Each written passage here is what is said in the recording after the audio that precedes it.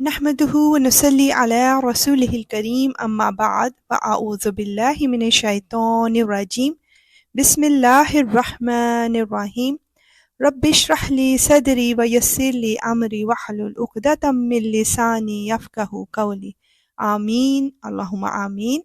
السلام علیکم ورحمۃ اللہ وبرکاتہ۔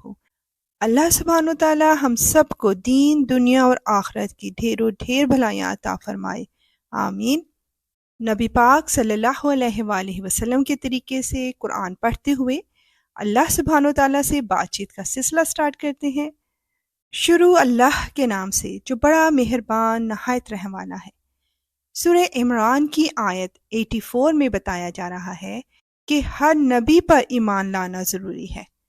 کہہ دو کہ ہم ایمان لائے اللہ پر اور جو کتاب ہم پر اتاری گئی اس پر، اور اس ہدایت پر جو ابراہیم علیہ السلام، اسماعیل علیہ السلام، اسحاق علیہ السلام، یعقوب علیہ السلام اور ان کی اولاد پر ان کے پروردگار کی طرف سے اتاری گئی، اور ان باتوں پر جو موسیٰ علیہ السلام، عیسیٰ علیہ السلام اور دوسرے پیغمبروں کو عطا کی گئیں۔ ہم ان پیغمبروں میں سے کسی کے درمیان کوئی فرق نہیں کرتے، اور ہم اسی ایک اللہ کے آگے سر جھکائے ہوئے ہیں۔ بے شک یا رب العالمین ہم ہر پیغمبر پر ایمان رکھتے ہیں، اور تیری بھیجی ہوئی ہر کتاب پر اور ہر کلام پر بھی۔ آیت 85 میں ایک بہت ہی واضح اور کلیئر پیغام دے دیا گیا ہے۔ آئیے دیکھتے ہیں وہ کیا ہے۔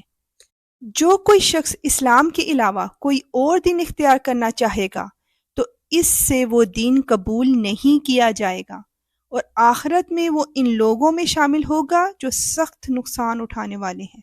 اللہ اکبر۔ بے شک یا رب العالمین دین اسلام کے سوا اور کوئی دین حق نہیں ہے۔ آیت 86 to 89 میں حق پہچان لینے کے بعد کفر کرنے کا انجام بتایا جا رہا ہے۔ اللہ ایسے لوگوں کو کیسے ہدایت دے جنہوں نے ایمان لانے کے بعد کفر اختیار کر لیا، حالانکہ وہ گواہی دے چکے تھے کہ یہ رسول سچے ہیں اور ان کے پاس اس کے روشن دلائل بھی آ چکے تھے۔ اللہ ایسے ظالموں کو ہدایت نہیں دیا کرتا۔ ایسے لوگوں کی سزا یہ ہے کہ ان پر اللہ کی، فرشتوں کی اور تمام انسانوں کی پھٹکار ہے۔ اللہ اکبر۔ اسی پھٹکار میں یہ ہمیشہ رہیں گے، نہ ان کے لیے عذاب ہلکا کیا جائے گا اور نہ انہیں کوئی مہلت دی جائے گی۔ البتہ جو لوگ اس سب کے بعد بھی توبہ کر کے اپنی اصلاح کر لیں تو بے شک اللہ بہت بخشنے والا، بڑا مہربان ہے۔ بے شک یا رب العالمین یہ تیری مہربانی ہی ہے کہ سچی توبہ کر لینے کے بعد تو ہر گناہ معاف کر دیتا ہے۔ الحمدللہ۔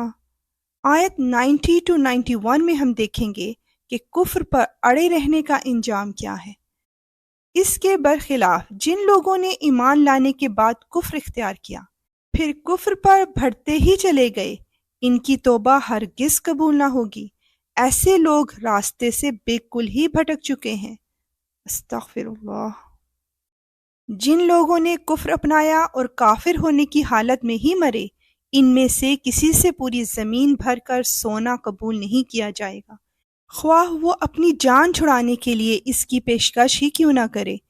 ان کو تو دردناک عذاب ہو کر رہے گا، اور ان کو کسی قسم کی مددگار میسر نہیں آئیں گے۔ اللہ اکبر۔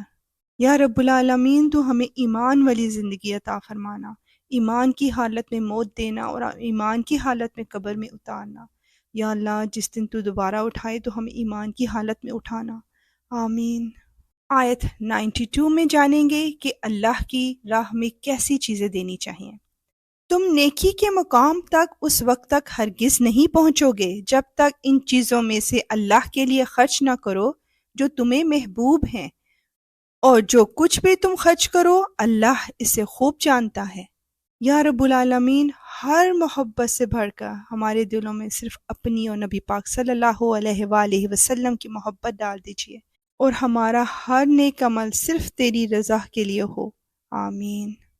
آیت 93 to 95 میں ہم جانیں گے کہ کس طرح کی بات اللہ تعالیٰ کی طرف منسوب کرنا ظلم ہے۔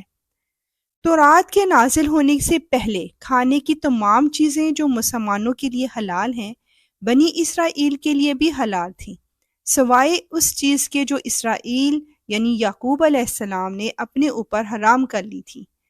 اے پیغمبر، یہودیوں سے کہہ دو کہ اگر تم سچے ہو تو رات لے آؤ اور اس کی تلاوت کرو۔ پھر ان باتوں کے واضح ہونے کے بعد بھی جو لوگ اللہ پر جھوٹا بہتان باندھیں تو ایسے لوگ بڑے ظالم ہیں۔ استغفر اللہ۔